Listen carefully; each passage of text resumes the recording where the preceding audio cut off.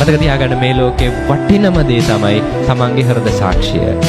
තමන්ගේ හෘද සාක්ෂිය දන්නවා නම් මම නිවැරදි කියලා මේ මුළු ලෝකයක් ඉරහිව අපිට දොස් නැගුවත් වැඩක් නෑ. හොඳට මතක තියාගන්නනේ.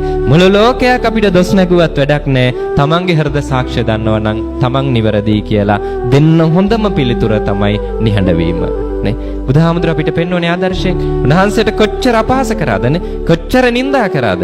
ඒ හැම වෙලාවකම උන්වහන්සේගේ උත්තරේ උනේ මොකද්ද? නිහඬ වීම. හැබැයි උන්වහන්සේ අර හැමෝටම වඩා නිවැරදිද නැද්ද? නිවැරදි. අර හැමෝටම වඩා පිවිතුරුයි. නේ අර හැමෝටම වඩා නිකලෙස්. නේ ඒ වුණාට උන්වහන්සේ කලබල වුණේ නෑ. එකම උත්තරේ මොකද්ද? නිහඬ වීම.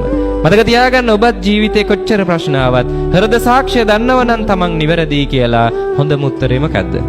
නිහඬ වෙන්නනේ. හැබැයි මෙහෙමයි. නේ හිතන්න මුළු ලෝකයක් තමන්ට ගෞරව කරනවා. නේ තමන්ට මුළු ලෝකයක් ගෞරව කරද්දී, පසසුමට ලක් කරද්දී, හැබැයි තමන්ගේ හෘද සාක්ෂිය දන්නවා තමන් ඒ ගෞරවය ලබන්න සුදුසු කෙනෙක් නෙවෙයි. නේ කොච්චර ලෝකයක් ගෞරව කරත් තමන්ට හිත ඇතුලෙන් නිදහසේ ජීවත් වෙන්න පුළුවන්ද?